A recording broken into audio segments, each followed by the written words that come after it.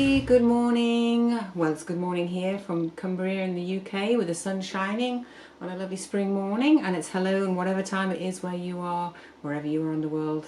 Thank you for joining me here in my studio. Isn't it amazing how many people we can fit into one little space? Thank you so much for your subscriptions. Thank you for all your lovely comments. It's so interesting to talk to you.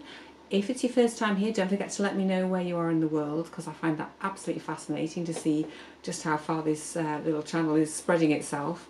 And, you know, I love to hear your comments. If you want to tell me what you're up to, what you're busy creating, please do. It's so nice to chat with you. I think us kindred spirits, us makers, us creatives, we need to kind of hang out together in a nice peaceful way and just enjoy each other's company. So thank you for being here. You make my channel what it is. I could just be sitting here literally talking to myself, but I'm not, because I think I'm connecting with all sorts of people wherever you are. And thank you for that. I really, really appreciate it. Thank you for your support. Come and say hello. I'm on Instagram and Facebook. You know, pop along and say hello. And please, you know, leave me a thumbs up if you like to, if you enjoy the videos that I make. It just helps support the channel and helps it to grow and to reach more people, which I think, you know, when I think about how when I started, I had no idea what I was doing at all. I still don't really.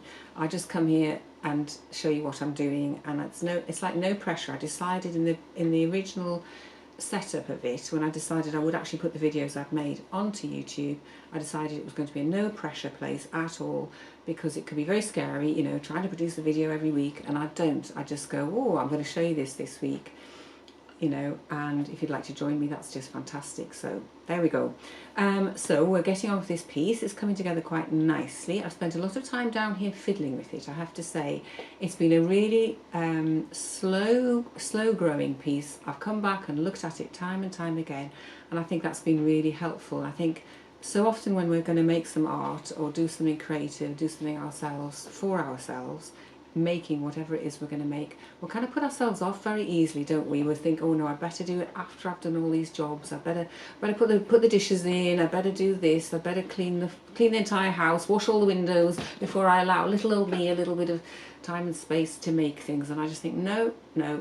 Even if you spend 10 minutes, which is sometimes that's all I've done, I've come down here and I've just had a little look at it, and then I've played with the pieces on it, I've fiddled about, and I've pinned a new bit on. That has just helped the piece to grow and evolve. So it's been a very slow process, and it's meant, you know, it's valuing yourself, isn't it? Putting yourself first.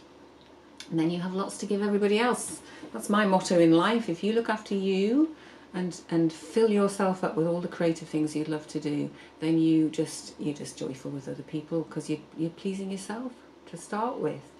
There's 101 things I could be doing in the house, and cleaning and tidying and sorting, but you know what? They can wait. They can wait. You are most important, and certainly am I. Certainly am I. Am I? What does that mean? What does that even mean? Certainly we are very important people in our lives, and the more we look after ourselves, the more we have to give to other people. So that's my view anyway, and you can take that or leave it. It's entirely up to you. The important thing is you're here with me and we're sharing this creative place, and I really, really appreciate that. So we're still fiddling about with the bigger version of this, and as I say, I've enjoyed it very much. It's been a lovely slow process, and there's been a pleasure in that. It's been very, very relaxing to do, because I haven't gone, oh my goodness, this needs to be done by a certain date, da-di-da, or for this exhibition. Because I'm working with you and I'm just doing it very slowly and I'm just doing what comes, it's so relaxing. And fiddling about, you can't beat a bit of fiddling about with things and just arranging things and rearranging things. I have a very dear friend who just she has materials that she just loves. She's got like vintage materials, and she just has them, you know, arranged artfully in her house on little shelves or draped over furniture, and she just really enjoys playing with her fabrics. She doesn't necessarily going to make anything out of them. She just loves looking at them and arranging them and playing with them.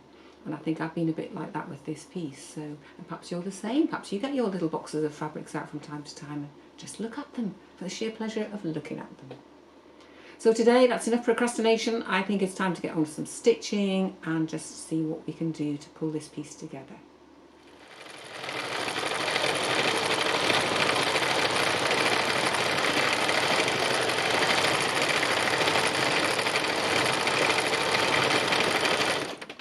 Okay, so you can see I've set off sewing And I'm just going to do loads and loads of free machine embroidery. It's going to be so much fun to do. I'm going to use all the lovely colours that I've got in my pot. So I'll just show you it as I go along. We'll see where we get to. I'm going to so enjoy this. I love having a big amount of free machine embroidery to do in lots of different colours. It is so meditative and relaxing, and I'm just going to love doing it.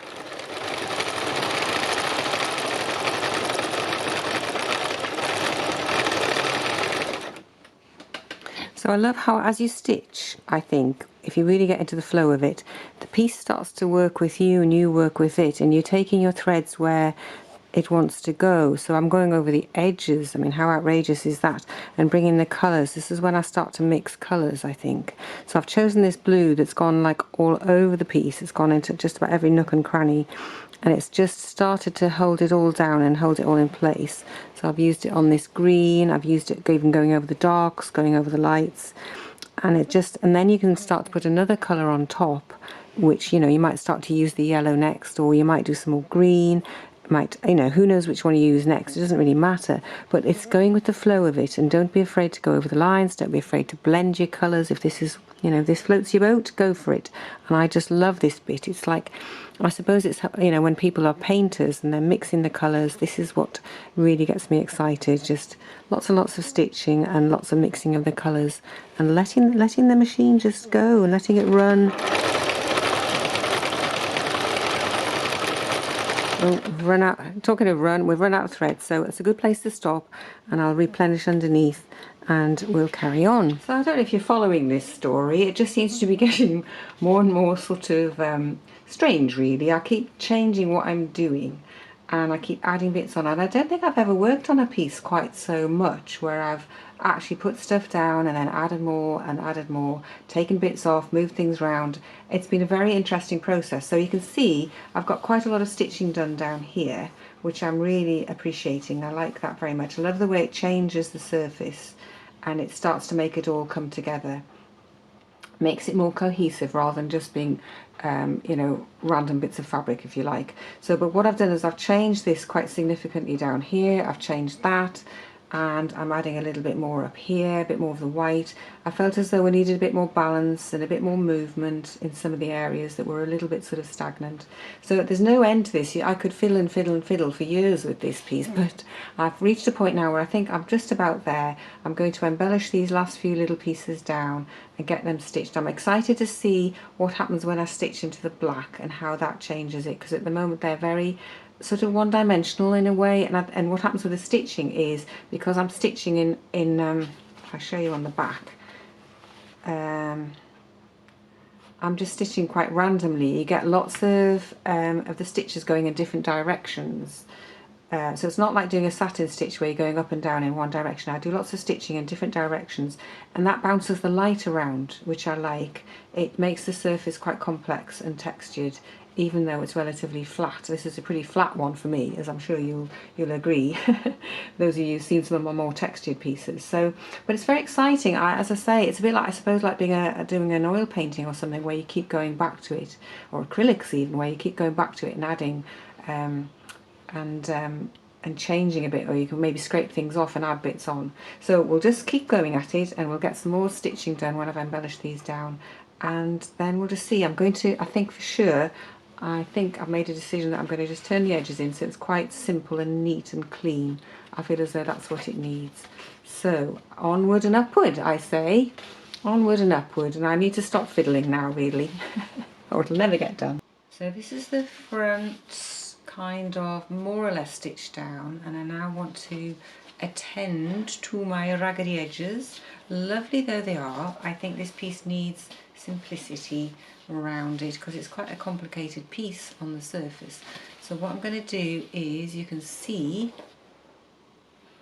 that's the tearaway stabilizer showing through, and I'm going to trim it down so that it matches the edge of the piece. It's much easier kind of to do this now that I've got it all stitched in place, so I know nothing's really going to move. Yes, you can see where the tearaway stabilizer is and where the edge of the backing fabric is. So I'm just going to trim along that edge now. It's really easy to do because actually your scissors just whiz along.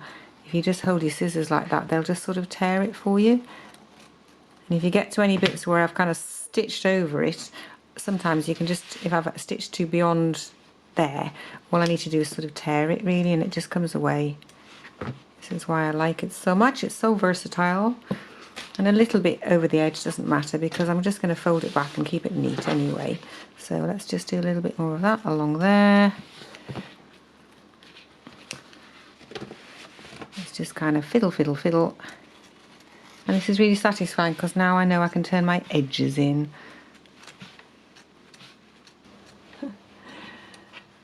Yeah, it's interesting, these edges. I think they do look quite nice like that. I just somehow feel that I need to crisp them up a little bit to let this the top surface show better. So I'm just going to simply pin them up.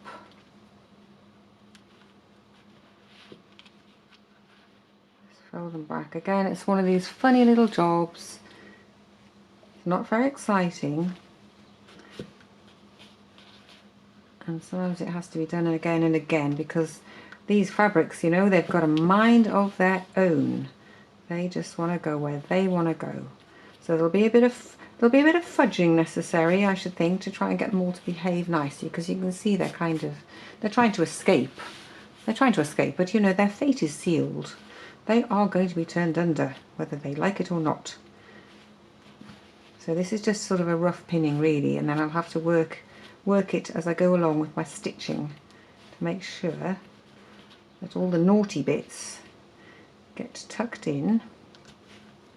I'm not sure whether some of these I can heat gun as well, possibly. Sometimes you can heat gun as well, which helps to sort of shrink things in when they're being a bit reckless and a bit fraying. So I've got white thread top and bottom, and I'm just going along from white patch to white patch around the edges, just very carefully taking my pins out and stitching. This edge is not going to be perfect, it's not like a painted edge, and if you want it perfect, well, you probably have to put it into a mount, I should think. If you want that really straight smooth edge, this is going to be coggly a little bit because it's fabric.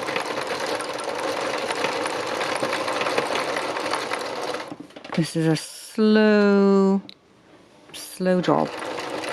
It's not one for rushing, but I really love how inch by inch you are pulling the thing together, and doing these edges is just making it look so much better. It kind of frames it before it's even framed. Just doing these edges kind of gives it a frame. And I thought that was important, so instead of looking at the messy edges, you're actually going to focus on the colours and the shapes and the patterns of the actual piece. I think sometimes there's definitely a place for messy, what I call messy edges, raggedy edges, whatever you want to call them. But this is not one of them.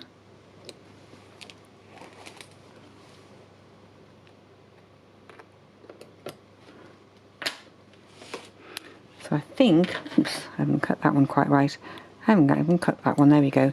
So I think that's all the white bits done, and I think the next colour to do is all of these sort of greenish edges.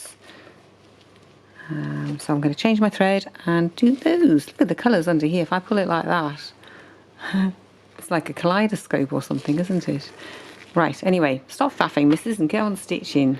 So this is some of my kind of favourite kind of stitching, where I'm just going over and over and over, round and round and round, wiggly waggly, and gradually building up colours and mixing and mingling the colours. I'm really enjoying this orange and the burnt orangey colour with this turquoise, which I think are probably on the colour wheel, actually, thinking about it, on sort of an opposite side, so they kind of naturally go together. But I'm just blending and mixing, and it's so much fun because it's a bit like painting. You're just kind of slopping the colour on and seeing what happens if you put one colour next to another. So in the greens, I've been mixing up the greens, putting different greens and blues, and it's lovely because the stitching just, you just do a little bit of stitching into each colour, and it changes what it looks like, so that this will stop being such a big block of colour if you add a little bit of turquoise in it, and then it looks like almost as though things are being layered over the top, you know, as though the paint you've got paint scraped off and paint laid on top. And that was sort of the aim I was trying to aim for. But it's so lovely to do.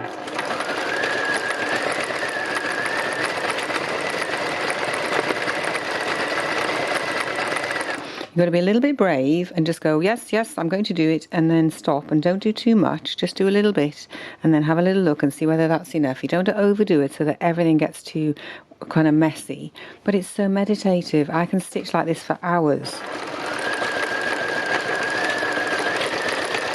and just ignore the world. Everything else just disappears. There's no meals going to be made, no washing going to be done while I'm doing this. That's all I can say.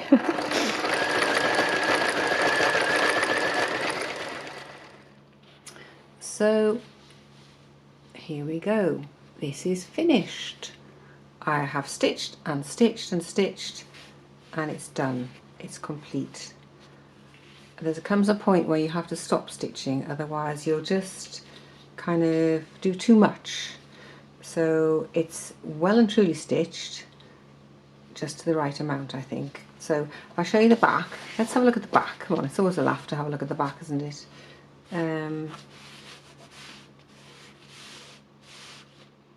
It's really strange. The back's quite fun, really, because this is how Alice Kettle, those of you who know the work of Alice Kettle, who's a very famous textile artist who does huge hangings, and she only works from the back, so she never sees the front until the whole thing's finished. And I think that's a really fascinating way to work. But I have to say, I like to work from the front. That's what suits me. But it is always interesting to look at the back and see what you've got going on, and see the amount of stitching you've got, and you know, then you turn it over and you go, oh yes, that makes sense, doesn't it? So it's been a fascinating piece to do, starting out not knowing remotely what I was going to be doing, starting out with one lot of things, and then picking out this lovely card by Anne Butler. And you know, you can kind of see there's a little bit of it in it, isn't it? You can see some of these colours definitely, and certainly the green. It was the green that was really sort of shouting at me, saying, come on, we need green. But it's also got these other colours on, so I'd be really fascinated to know what you think it represents, if anything. If it's just it's been completely fun to do. It doesn't have to represent anything, because it's just basically a session of colours mixed up. But it's got an abstract quality to it, and I love the way that the doing the layering by using the stitching, so you don't quite know which colour is actually on top of which colour. By just mixing and mingling the colours, it's just giving this lovely soft quality to it. Nothing's harsh, I don't think. Obviously the yellow's quite yellow, the white's quite white, and this is quite strong, but it's also got these edges that are softened and mixing. These I did several times, I'll be honest. I've had this piece fiddled about with down here so much because it wasn't quite right, and I didn't want the dark to dominate, but I wanted it to be here. I mean, to me it could be something like looking at the surface of the earth in a way, you know, when people look at it from outer space and you get all these blues and greens. It could be, I don't know, it could be goldfish in a pond or something. But it's got these dark bits, and I've called it's actually got a title which is called Seeing the Light. And I don't know why, but I seem to be working a lot, as I've said before, looking at dark and light. And you can obviously, it's very obvious here, there's dark patches and there's light patches, but it's quite interesting. And I think where I am at the moment, I don't know about you, but there's a lot going on the planet at the moment, and I think it's really important that we actually focus on the light and we focus on the good things that are going on, rather than being totally distracted by. But without the dark, you see, the light wouldn't show up, and without the light, the dark wouldn't show up. You know, it's kind of, you need both in balance. So I was going to give you an idea of what size it is, because it probably looks absolutely massive because it's taking up the whole of the camera screen. So that's 19 inches by 11.5 inches. So it's not huge, it's not massive. I don't quite know how I'm going to actually hang it. I think I might stitch it onto a canvas.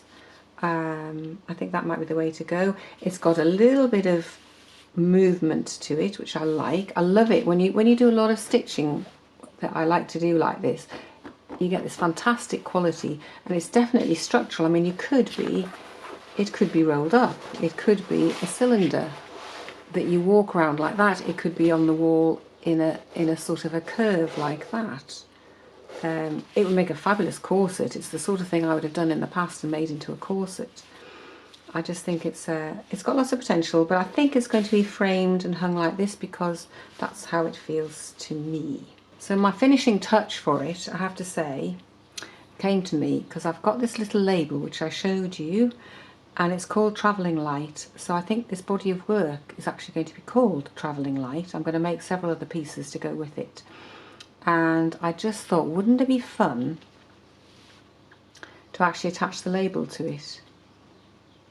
I think that would be really quirky and really quite fun to do, and it makes sense of it because I'm going to put it in my exhibition. We've got this exhibition with Fabricate in the summer. It's not going to be a big exhibition, it's just a little one, and I'll probably make 3 or 4 pieces to hang on the wall. We don't have a very big space, but I thought Upcycle is the title, and that just fits in really nicely, and it stops it just being a painting or a set of colours or whatever it is. It's actually got this slight edge to it. If I stitch that label on, I think that's really cool because it's showing, you know, one of the components had this label in. So let me know what you think. I hope you've enjoyed this journey with me. I love sharing this with you because it just makes it so beautiful to do. And if you're inspired by the way I've made this, you know, if you're inspired just to play with your fabrics and get stitching, you don't have to stitch as much as this. It's a little bit obsessive, but it's what I love to do. As I say, it's very meditative. Let me know what you think, and we'll just wait and see what on earth is going to be next. Who knows? Thank you so much for joining me here. I wouldn't be doing this without you, and I'm very, very grateful, and I wish you all a very peaceful and creative week, and I'll see you next time in my studio. Bye for now.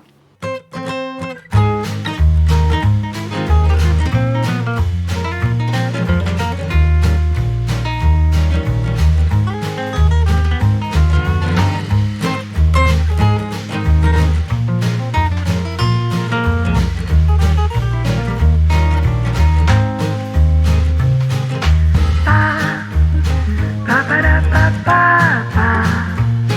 ba ba ba ba.